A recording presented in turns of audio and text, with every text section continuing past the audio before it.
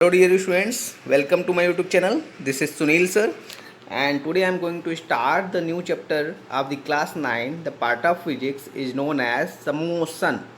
Are you getting my point? The chapter name is motion. So let's see. So what do you mean by the motion here? First we will discuss about this in this chapter is the motion, and after that we will discuss about the something part is a type of motion. Are you getting my point? Like uniform motion and non-uniform motion. And after that we will discuss here the many more things like this I am showing you here. Just wait, I am showing you here. Okay, now let's see here what we have to discuss here. Now first we have to discuss about the motion, and after that we have to discuss about the distance and displacement differences. Now let us see what we have to discuss here. And after that uniform non-uniform motion,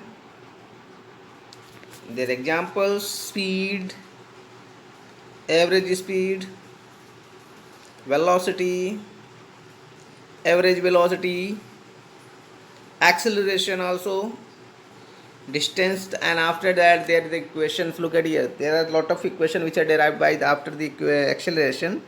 So there are three kinds of equation we have to discuss also here, but in the copy also. Okay, now after that we will discuss about the distance time graph and their examples. Look at here, there is a three equation of motion यहाँ पे दिया हुआ है, describe का कैसे दिया हुआ है डेरिवेशन, तो इसको हम डिस्कस करेंगे. ओके, नाउ आफ्टर दैट हम लोग क्या करेंगे कि जो डिस्कस करने के बाद दो वेरी वेरी इंपॉर्टेंट पॉइंट, जो लास्ट वाला पॉइंट है ना, this is very easier point, circular motion, इसको भी हमें डिस्कस करना. तो in this chapter we will discuss this task.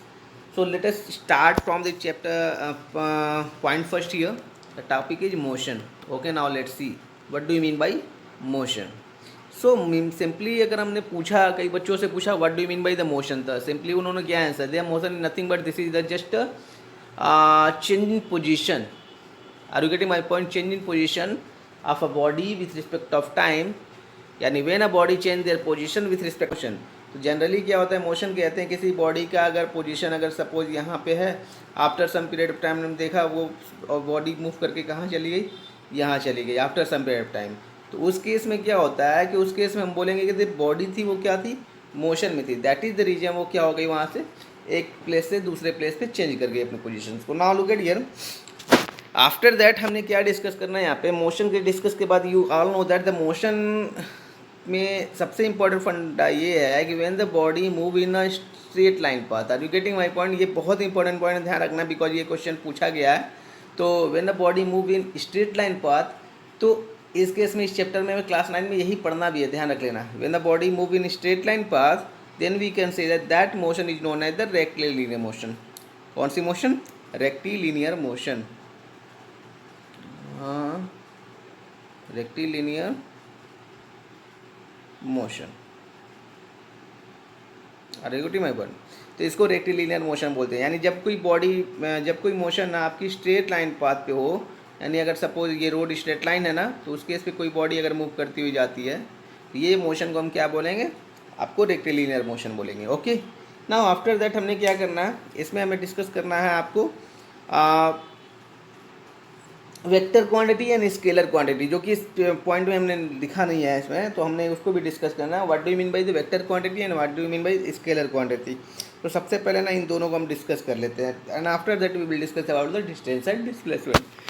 So let us see here, what do you mean by the vector quantity and what do you mean by the scalar quantity. So there is the vector and there is scalar. Okay, so scalar और vector होते क्या है, इसको हम discuss कर लेते हैं.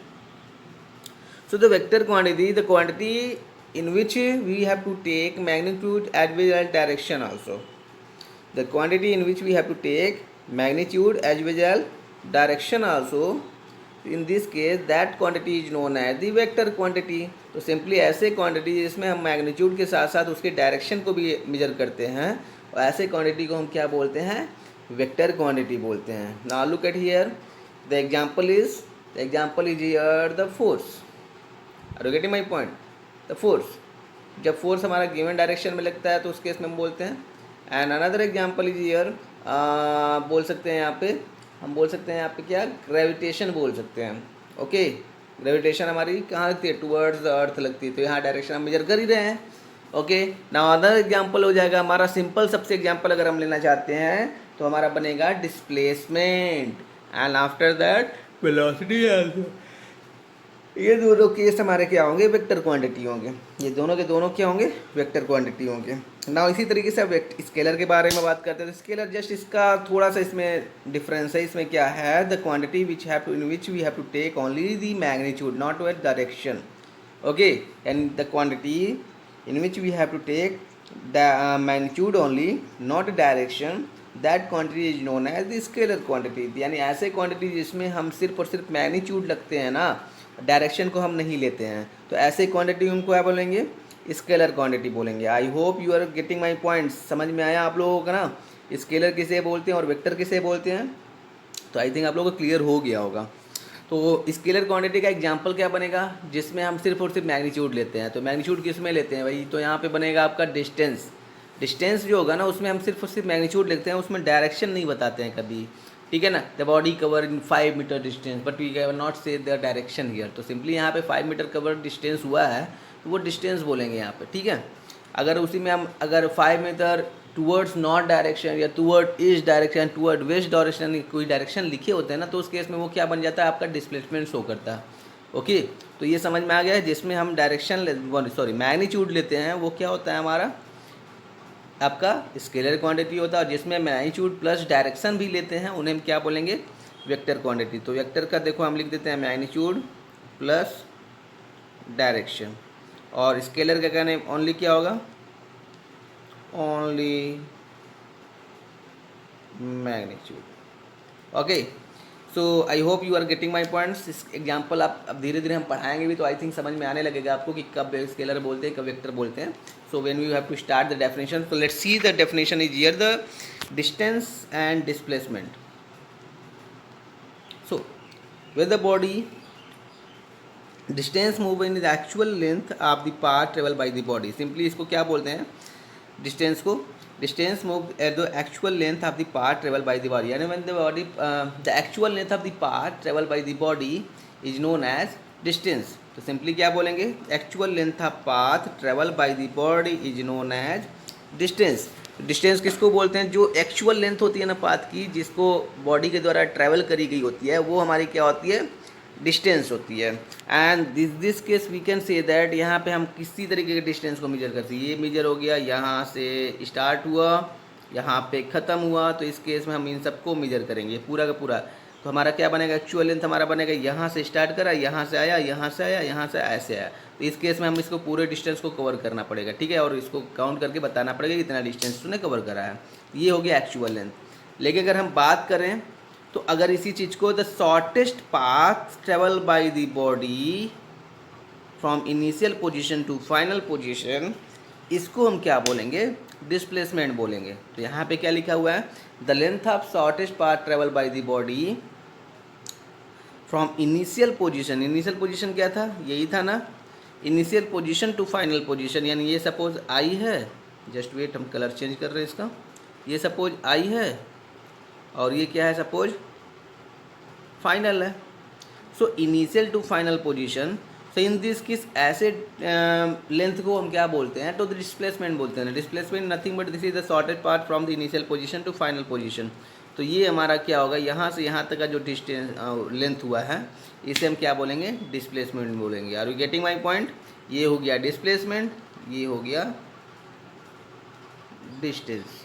Okay, so I hope you will clear this one things. आपको यह क्लियर हो गया होगा, have clear this one things. तो आपको डिस्प्लेसमेंट किस कब बोलना है, डिस्टेंस कब बोलना है, आपको समझ में आ गया होगा। तो simply the actual length of the path travel by a body is known as the distance and the shortest path covered by the body from initial to final position is known as the displacement. So I think you will clear here. So in my next video we will discuss so look there is some example if the given the motion here. So simply आप इसको देख लेना, ये motion है, यहाँ पे downward direction में motion कर रहा है, ये भी मोशन कहेंगे, बॉडी इज इन मोशन, यहाँ पे बॉडी इज इन मोशन, ये भी बॉडी इज इन मोशन। ये सब एग्जांपल दिए हैं तो आप लोग इसको डिस्कस खुद कर लेना। Okay, now in next example we will discuss about the next thing. So bye bye dear students and keep watching here and अगर अच्छा लगे तो सब्सक्राइब भी करना. Okay, bye bye.